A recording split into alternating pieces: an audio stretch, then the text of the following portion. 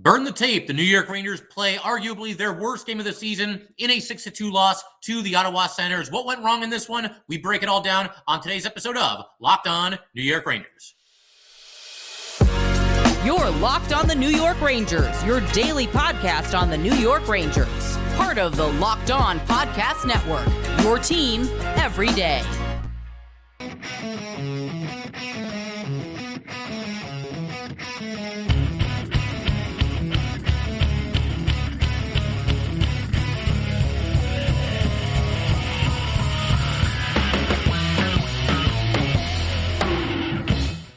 Welcome back, Blue Shirts fans, to episode number 956 of the Locked On New York Rangers podcast. I'm your host, John Chick. Just want to thank you guys, as always, for making Locked On New York Rangers your first listen every day. We are free and available on all platforms. And today's episode of Locked On New York Rangers is brought to you by FanDuel. Make every moment more. Right now, new customers get $150 in bonus bets with any winning $5 moneyline bet. That's $150 if your team wins. Visit FanDuel.com/LockedOn to get started. And we are, of course, part of the Locked On Podcast Network, your team every day. So, obviously, rough night in Ottawa for the New York Rangers. They get off to another bad start, which is becoming something of a trend recently. Obviously, in the games against Nashville and San Jose, they fell behind in both of those as well. Came back from 2-0 down against the Predators to win that game. Came back from down 1-0 and down 2-1 against the Sharks to ultimately barely hang on for a 6-5 win. But obviously, you keep playing with fire, sooner or later, you're going to get burnt. It was another bad start for the Rangers.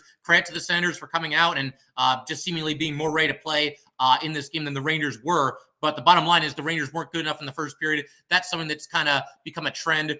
You mix that in with a subpar performance from Igor Shesterkin. You also throw in some general sloppiness with the puck, some turnovers in your own end, the complete inability to capitalize on a 5-on-3 power play that lasted for about 1:30, give or take a couple of seconds either way. And it's usually going to add up to a loss. And indeed, that's what happened in this game. But I think, the biggest issue that the Rangers had in this game, above probably anything else, was just too many mistakes. A lot of mistakes made by the Rangers led directly to goals for the Ottawa Senators. And it's interesting because, and the broadcasters pointed this out too, Sam and Joe were all over this, but we had at the start of this game basically like a 10-minute stalemate where there just wasn't a whole lot happening, and you can live with that. I mean, obviously you're not creating any scoring opportunities, but you're not really giving up any either. And you'd like a little bit better of a start than this, but obviously it's workable. And at the very least, you're at least defending well. You've got good structure, and you're not giving up too many quality scoring opportunities. But that pretty much went out the window. This game turned into a track meet not long after that. And again, the mistakes are what hurt the Rangers. So the first goal of the game by the Senators,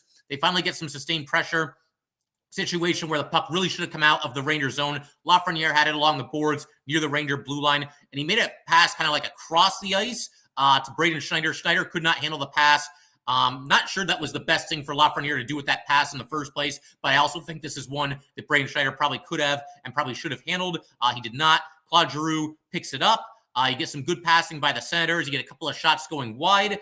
Rangers, once again, even after this, couple of chances to get possession, possibly even get the puck out of the zone. They could not do it. And then finally, you got Zub taking a shot from the blue line, and Tkachuk is there on the doorstep. We said, in the previous episode, we were previewing this game. You always have to be aware of him on the ice. He's always very noticeable. He's always affecting the game one way or the other. And here, pulling a Chris Kreider, crashing the net and deflecting the puck past the goalie, and obviously scores. And you could tell right away Peter Laviolette was not happy after this goal was allowed, and that was kind of a theme for this game as well. But the Senators at this point up 1-0, exactly 11 minutes into the game. This was the first, what I would say was a bad shift for the Rangers, and obviously it cost them. And once again, 3 straight games where the Rangers have given up the first goal of the contest. And then the Senators end up making it 2-0. You've got Trouba and Tkachuk, a great battle in the corner, but Tkachuk is able to kind of avoid him for the most part. There was some physicality there. Senators were able to keep possession. You get another shot going wide.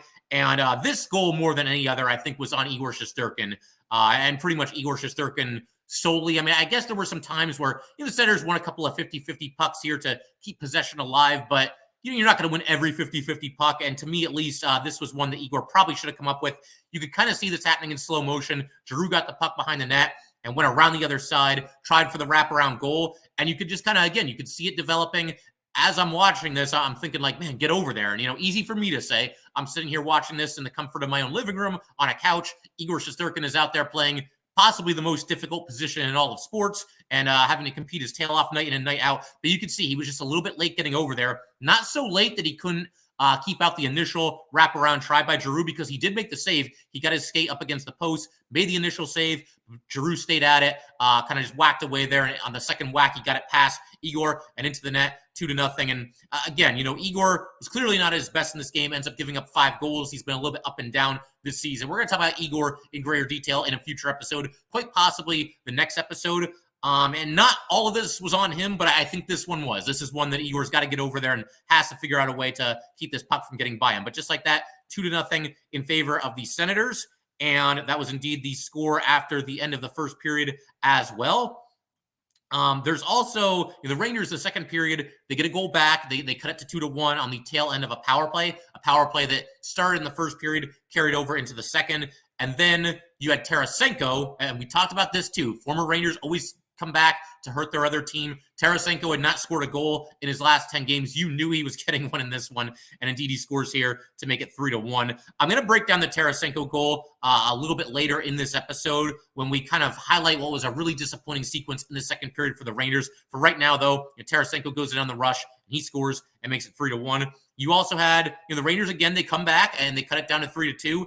But then not long after that, you've got a goal that makes it 4-2. This happened after Panarin basically made a pass to nobody. And I can only get so mad at Artemi Panarin right now, the way that he's been showing up every single night and establishing himself as a Hart Trophy candidate, elevating the play of those guys around him, and at times carrying the Rangers offensively. But not a good play here. Him and Trocheck, for one of the few times this season, were not on the same page. You had Panarin again. He kind of passed back to the point thinking that Trocheck was going to be there. He was not there, and it leads to a rush for Tarasenko. Tarasenko picks up the puck. He takes a shot. The save is made, but Matheson is there to bury the rebound and make it 4-2 for the Senators. And then, the last goal, the last non-empty net goal that the Senators scored, this made the score 5-2 in Ottawa's favor. This one was basically just a bad bounce. There's not a whole lot you could do about this. Zub took a shot, broke his stick, it went off the boards, bounced right back in front, and the Senators buried the rebound. So kind of just some bad puck luck there. But honestly, the way the Rangers played in this one, couldn't even get mad at them. It's kind of what they deserved, if I'm being completely honest here. You're not going to get any puck luck from the hockey gods when you're kind of playing the way that the Rangers were playing in this one. And bad bounce went against them here, got the Senators up by 3 goals. It's clearly not, the decisive blow in this game. The Rangers, they're fated, all but been sealed even before this. And I know you can always come back down 4-2, but again, you're not going to get any lucky bounces. You're not going to get any breaks in your favor, usually, when you play the way the Rangers played for the majority of this game. Hockey has a funny way of kind of rewarding teams that, work hard. And I thought the Rangers did get outworked in this one. It's not the kind of game where the Rangers' effort, I thought, was like abysmal. I thought, they skated all right. They, at least created a decent amount of scoring chances. And again, I don't think it was really a lack of effort, even though the Senators' effort was better. I thought more than anything this game was a lack of execution by the New York Rangers. And obviously it hurt them. And I do want to share a stat here that I found interesting. It was kicking around social media earlier today. It's a stat on odd man rushes. And this surprised me a little bit. I thought maybe the Rangers would be more like middle of the pack, or maybe even a little bit better than middle of the pack. But there's a stat right now, again, kicking around on social media this morning, odd man rushes against for teams in the NHL. And the Rangers right now, in terms of how many odd man rushes they allow per game, they allow 4.52 odd man rushes every game. And that is 27th in the league out of 32 teams. And for a little bit of context here, the Kings are first, but they're kind of an anomaly because they only allow 2.57 odd man rushes per game. There's quite a drop off after that from them to the Carolina Hurricanes. The Canes allow 3.33 odd man rushes per game, and the Blackhawks are dead last at 6.39. But the bottom line, the Rangers are down near the bottom of the league in that, and that's something that they're obviously going to have to fix. And you got to think, with a coach like Peter Laviolette, that will probably be a focal point at some point going forward here. Hopefully as soon as, between now and the next time the Rangers take the ice on Saturday. Going to keep everything rolling here. I want to talk a little bit about the injury to Barclay Goodrow. Also want to talk about what I thought was a really disappointing sequence for the Rangers in the second period, because they had a chance to come back as they've been doing in recent games and just did not pounce on the opportunity when it was there. So we'll get to all that stuff in just a second here. First, though, definitely want everybody to know that today's episode of Locked On New York Rangers is brought to you by Jase Medical. I know we come to sports to escape from the crazy realities of real life, but can we just talk for a minute about preparing for real life? According to the FDA, pharmacies are running out of antibiotics like amoxicillin right in the middle of the worst flu season in over a decade. That is scary. The Jase case is a pack of 5 different antibiotics to treat a long list of bacterial illnesses, including UTIs, respiratory infections, sinusitis, skin infections, among others. This stuff could happen to any of us. Visit jasemedical.com and complete your physician encounter. It will be reviewed by a board-certified physician, and your medications will be dispensed by a licensed pharmacy at a fraction of the regular cost. It's never been more important to be prepared than today. Go to jasemedical.com and use offer code LOCKEDON to get $20 off of your order. All right, let's go ahead and keep everything rolling here. Big thanks to the everydayers for always tuning in and supporting Locked On New York Rangers, and for everybody that's going to be back, which hopefully is a good chunk of you guys. The Rangers are going to be back in action this weekend against the Capitals and the Kings, but we got one more episode before that. I want to discuss the Rangers' options. We're going to do that a little bit today, but we're going into greater detail. If Barclay Goodrow has to miss time, because I haven't seen a definitive update on him this morning, so if he has to miss any amount of time, what are the Rangers' options as far as replacing him? A call-up from the Wolfpack. Also going to be taking, I mentioned this a second ago, but going to be kind of doing a deep dive on Igor Shesterkin and talking a little bit about what has been a good season for Igor, but just not playing at the level that you expect and just not playing with the consistency that you expect. I still think his best days are ahead of him this season, but we will talk about Igor and, whatever else we get into. But for right now, let's continue talking about what was obviously a rough performance by the Rangers. So I mentioned that I really want to kind of hone in on what was, I thought, a very, very disappointing sequence in the second period.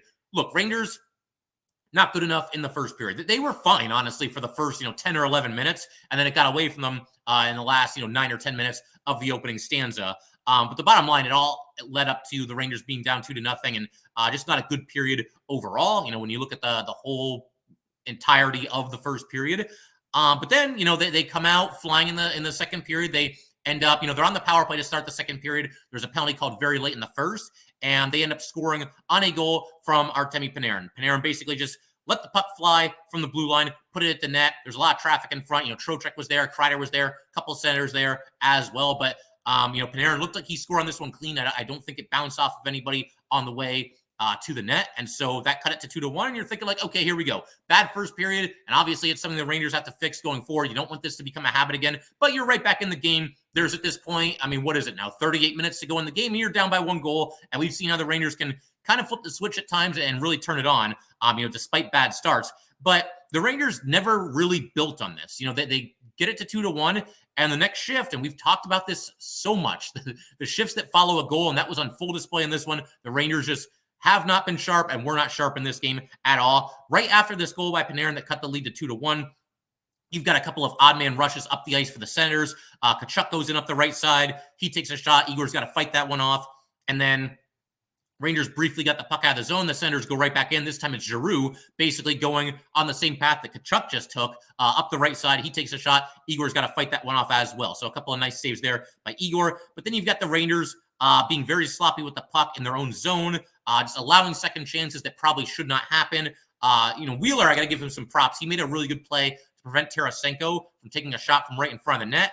So that obviously, staves off the Senators eventually scoring another goal here. But the Rangers get the puck out of the zone. Senators bring it right back in to 2-on-1. Tarasenko goes up the right side. And we saw, albeit for a brief amount of time last year, but we saw, and anybody that follows hockey, you've seen it with him, with the Blues for years. Tarasenko just goes in up the right side, and he's so dangerous with that wrist shot, especially from that spot on the ice, and just, rips a wicked wrist shot and beats Igor Shesterkin clean. And just like that, it's 3-1 Senators. And I will say, as I saw Tarasenko bearing down on Igor, I know, what I just said there, I know how dangerous he is from that spot on the ice. And I know that the Rangers get killed by their former players. And I know that the Rangers have not been sharp in this game. So as he was skating in there, I said goal. And I'm sorry, maybe I jinxed it. Maybe I was even trying for a reverse jinx there, that if I say Tarasenko is going to score, he won't. But bottom line, that had goal written all over it. Tarasenko really teed that one up and just ripped a wicked wrist shot and had pretty much a clear path to the goal there. But again, this is what happens. The Rangers have had too many lackluster starts recently, and it's great that they're coming back. It's great that they're responding to some adversity early in the game. But if you just keep doing this and doing this and doing this, sooner or later, one of these games, you're not going to be able to come back. And that's what we saw from the Rangers in this one. And to kind of build on this, the lackluster start to the second period, even after Panarin got that goal there, basically the same thing happened when the Rangers got another goal by K'Andre Miller. That cut the lead back down to 3-2. And again, as a fan, you're thinking, okay, this has not been pretty. There's a lot to nitpick here. There's a lot that we don't like, but it's game on at this point. You're down by one goal. Maybe the Rangers can, hit their stride a little bit and get rolling. Never happened. They never built on their momentum after this goal by K'Andre Miller. They continued to not really play any defense. The Senators basically had free pass through the neutral zone through pretty much this entire game. And less than 2 minutes later, another rush for the Senators into the Ranger zone. And that's when Batherson scores and puts the Senators up by 2 goals at that point, 4-2. And the Rangers would not ever get any closer than they did at 3-2. The Senators actually wrapped this game up with 3 consecutive unanswered goals. One was an empty netter, of course, but whatever. It still was a bad finish to this game for the Rangers. I also want to kind of shift gears a little bit here, talk a little bit about the Barclay Goodrow injury. And anybody saw this game, you saw what happened. K'Andre Miller was basically, holding the puck in the Ottawa zone and looked to dump it deep. And he elevated the puck and it clocked Barclay Goodrow right in the face. Goodrow went down and got back up. He was kind of hunched over, went right to the locker room. And then we found out early in the second period that Barclay Goodrow was ruled out and would not return to this game. I'm not sure when the Rangers themselves determined that, but that's when we, the audience, got word that Goodrow was indeed going to be out for the rest of the night. And as I mentioned earlier, haven't really seen a definitive update on Barclay Goodrow's status. So we'll wait and see what happens there. I mean, probably the way it goes, as I'm recording this, they're probably updating it on social media right now. And while I'm thinking of that, why don't I just take a quick gander here at Twitter and just see if there's anything about Barclay Goodrow real quick. If you guys will just bear with me for 2 seconds. Not seeing anything at first glance here, and I don't want to spend the entire episode scrolling through social media. But yeah, I mean, we'll see what happens. If Goodrow has to miss any time, the Rangers have a couple of different options. One thing you could do is you could try going with 11 forwards and 7 defensemen for a game. We haven't seen the Rangers do that this season. I'm not really sure if Laviolette, likes to do that or doesn't like to do that. But you could always stick Zach Jones back in there for a game and go with 11 forwards and 7 defensemen. If there has to be a call-up, maybe you get somebody. I mean, we just talked about Brandon Hoffman, right? Maybe he's on fire for the Pack right now. Maybe they decide to give him his first look in the NHL. Kind of think back to last year, the way the Rangers handled Will Cooley. They called him up for, I know he only played 4 games with the Rangers, and I think all 4 were right in a row. So that was his first cup of coffee in the NHL, and just kind of getting him acclimated, getting his feet wet a little bit. And maybe they do something similar with Brian Hoffman, or maybe if Hoffman plays well enough, he could actually stick with the Rangers. We'll see. I get the feeling that they don't feel like it's necessary given the start that they're off to this season, wanting Hoffman to just get a little bit more seasoning in the AHL. I could be wrong, though. It's at least an option. It's at least something that could be on the table. Other candidates, I mean, you could look at maybe somebody like a Riley Nash.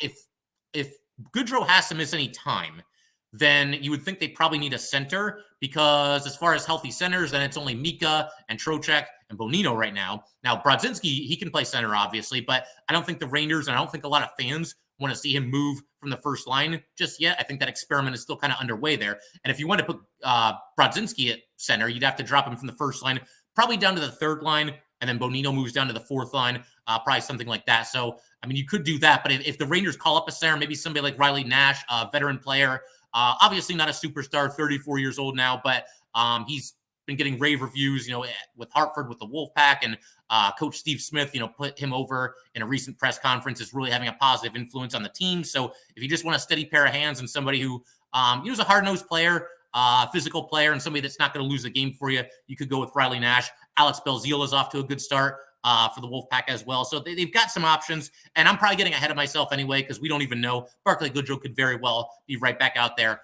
for this game against the whoever they play on Saturday. Who is it? The Caps on Saturday, the Kings on Sunday. I was drawing a blank for a second there, but yes, it's the Caps on Saturday and the Kings on Sunday. The Rangers will have a back-to-back this weekend. So we'll keep our eye on that. And like I said, if we find out that Goodrow's going to miss any time, we'll discuss in greater detail some of the options that they have to hopefully get by without him in our next episode. But for right now, I want to keep everything rolling here. I want to talk a little bit about the kind of the defining moment of this game and when we knew for sure that this game was over and it just was not going to be the New York Rangers night. We're going to talk about that, a couple other things as well, including an Adam Fox quote from after the game. We'll get to all that stuff in just a second. First, though, definitely want to let everybody know that today's episode of Locked On New York Rangers is brought to you by FanDuel.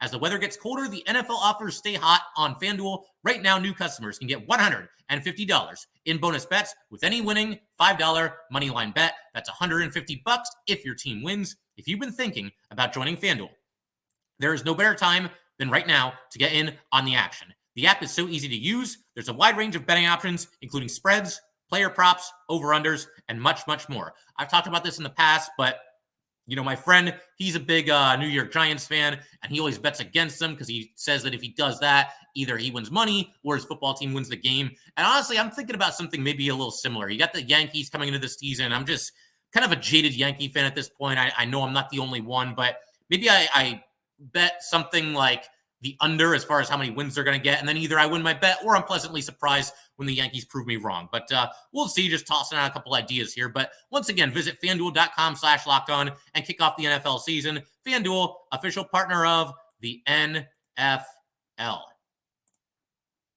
Also, want to let you guys know that Locked On has launched the first ever national sports 24/7 streaming channel on YouTube. Locked On Sports Today is here for you 24/7, covering these top sports stories of the day with the local experts of Locked On, plus our national shows covering every league. Go to Locked On Sports Today on YouTube and subscribe to the first ever national sports 24/7 streaming channel. All right, go ahead and keep everything rolling here. And I kind of just wanted to focus in on the point at this game where we knew it was over. You know, again, the Rangers have shown an ability to come back. You're down by a couple goals. There's obviously, some dangerous offensive weapons on the Rangers, so you never completely give up. But at this point, all signs were pointing to the Rangers certainly tasting defeat on this night here in Ottawa. So for me, this point in the game came when the Rangers had a 5-on-3. Panarin had just drawn a high stick penalty, so the Rangers are on the power play. Right after this, or very shortly thereafter, you get a tripping penalty against Stützle on Trocheck. Senators call the timeout. There's 15:57 to go at this point in the game, and the Rangers are going to be on the 5-on-3 for 1 minute and 25 seconds. And they kind of waste the first portion of this, but then there's a play stoppage with 59 seconds to go when the puck deflects out of play. You got Panarin shooting wide. Adam Fox had a good keep in, but then you had Trocheck passing from behind the net in front to Kreider. We're used to Kreider burying this, and for one reason or another, he just could not handle the pass here. You get it clear from Claude Giroux. You also had during this, you almost had a breakaway for the Senators. While the Rangers were up 5-on-3, you almost had a breakaway, and you had Igor Shesterkin coming about half a mile out of his net to come up and play the puck away from the oncoming Ottawa Senators. And Igor just got there before the Ottawa skater did and poked it away from him. By the time this play ended, Igor was in the neutral zone. He actually crossed the blue line very briefly there, and then obviously scrambled back into his net. But this power play ends, and I believe they said that they had one shot on goal for this entire thing here. And you're not gonna, they were down 5-2 when all this was happening. So the door was open. You get at least one power play goal. You're back in it. Maybe you get two. You got the 5-on-3 advantage. Maybe you can get 2 power play goals. Rangers did not get any. You're not going to squander 1.5 minutes of a 5-on-3 advantage and then after that score 3 goals in 14 minutes or less to tie this game. It just wasn't going to happen. Once this 5-on-3 power play opportunity was wasted, the Rangers' fate was sealed. There's no way they were going to come back. And, they are a team that comes back. They do lead the league with 9 comeback wins. But at this point, you just kind of knew it wasn't going to happen on this night. Pretty much the only interesting thing that happened after this point in the game was you had a fight between Erik Gustafsson and Dominik Kubalik. The Rangers earlier in this game got a power play after goalie interference on Kubalik. He kind of, I don't know if he did it on purpose or not, but he kind of kicked Igor's leg out from underneath him. He just kind of clipped him going by, and the penalty was called. You had Lindgren going after Kubalik when that happened, but Lindgren was smart here, smart enough to not attack him, just give him a shove and just let him know that he's there and chirp him a little bit, because obviously Lindgren didn't want to take a penalty and throw away a power play opportunity that was forthcoming for the Rangers. So that happened. That was in the first period. And then the third period here, you've got a situation where Kubalik hits Braden Schneider from behind into the boards. Looked like he maybe got him in the head a little bit there. And Erik Gustafsson, not really used to to fighting, or that's not something that he does all that often. I was actually kind of wondering about that. Like, I certainly don't think of Gustafsson as a fighter, but when he dropped the gloves here, I was kind of thinking in my head, because obviously he's new to the Rangers. He's bounced around the league quite a bit, but I'm thinking, like, does he do this? Like, is this a Gustafsson thing? And according to the announcers, no, this is not something that he does very often. But props to Gustafsson for sticking up for his defense partner there. Drops the glove with Kubalik. And I'd give a slight edge to Gustafsson in this fight here. After the hit happened, Gustafsson and Lafreniere basically both went right after Kubalik. Kubalik was already kind of a marked man from the goalie interference earlier in the game. And one of them was going to fight him. And I guess Gustafsson just beat Lafreniere to the punch. No pun intended there. So that was pretty much it. Again, the Senators at an empty netter, whatever. I mean, at that point, you're down by 3 goals. You pull the goalie with 4 minutes left. You got to try something. It's probably not going to work, but at least worth a shot, and did not work, and just not a good night for the Rangers. But I figured I'd leave you guys with this quote from Adam Fox. I noticed this on social media last night. This is what Adam Fox had to say about the game. I think we were pretty loose that game. Seemed like especially that second period was run and gun. Guys behind us, odd man rushes. Just a sloppy one out of us. Definitely one to forget. And yeah, my sentiments exactly. I think Adam Fox summed it up pretty perfectly there. I will say, though, this does kind of, you get a loss like this, it kind of makes you look forward to the next one all that much more. The bummer part of this is that this game occurred on Tuesday. Rangers don't play again until Saturday, but they got plenty of time to clean up their mistakes and hopefully be ready to put their best foot forward against the Capitals. It's kind of a situation where you expect one of those bounce back games for the Rangers. The Rangers are playing Laviolette's old team in the Capitals, and he was basically fired. They called it, a mutual parting or whatever, but for all intents and purposes, Laviolette was fired by the Caps. The Rangers seem to be following Laviolette and have really bought into him and his system. And hopefully that means that they're going to play hard for him against his old team. The Capitals are 12-8-2, so maybe a little bit better of a start than a lot of people were expecting out of the Capitals this season. And the other piece of good news here is that the Rangers have been awesome bouncing back after losses this season. A lot of their wins have been after losses, have been some of their best performances of the season. A couple of lopsided wins in there as well. So we'll see if they can continue that trend. Also of note this weekend, we're going to see the Rangers' third jersey. It will be worn on Sunday at home against the Los Angeles Kings for the first time. I'm not really that big on like alternate jerseys and whatnot. I mean, they're fine. It's kind of like a dark navy blue, and then you've got the Rangers shield, just a giant shield right in the middle of the sweater there, or jersey if you prefer. It's fine. It's whatever. At least it's not the Lady Liberties, and I've got nothing against the Lady Liberties in general, but the Rangers just don't win when they wear those. So, they can try these, and we can all jump to a conclusion. If they win, then they got to win these every game. If they lose, and they can never wear them again. You got to throw them in the fire and just burn them. So we'll see how it goes for the Rangers when they break those out. There's also a certain streak that will be once again on the line for the Rangers this Saturday against the Capitals. And you guys will remember that, for a while there, I wasn't bringing it up on the podcast, but I said if the Rangers got through November with this streak still intact, that I would mention it here on the podcast. And that's what happened. And that streak is the very simple fact that the Rangers all season have not lost back-to-back games. That's a crazy streak, and that's including overtime losses. I'm not splitting the regulation losses and the overtime losses. No, they have not lost 2 straight games a single time this entire season, and we are now 24 games into the season. So, look, eventually that streak will end. They're not going to go the full 82 without back-to-back losses, but I'm having a blast with this streak. I'm having a lot of fun with it, and hopefully the Rangers can extend it at least one more time here, get the win, bounce-back win against the Capitals on Saturday. So, I figure we could pretty much call it there. Like I said, just not a great game for the Rangers. They just did not play well. They did not execute well. The effort was not the best that we've seen all season from the Rangers. I didn't think it was a disaster either, though. I think more than anything, just a lack of execution for the Rangers. And yes, at times, certainly outworked by the Senators as well. Just did not have their A game. So bounce back and don't make it a habit and come back and get the Capitals on Saturday. But that will do it for today, guys. Once again, if you'd like to get in touch with this podcast, please send an email to lockedonnyrangers@gmail.com. Once again, that is lockedonnyrangers@gmail.com. Definitely give us a follow on Twitter as well, @LO_NY_Rangers. Once again, that's @LO_NY_Rangers. And definitely subscribe to the Locked On New York Rangers YouTube channel. Thanks again, guys. I will see you next time.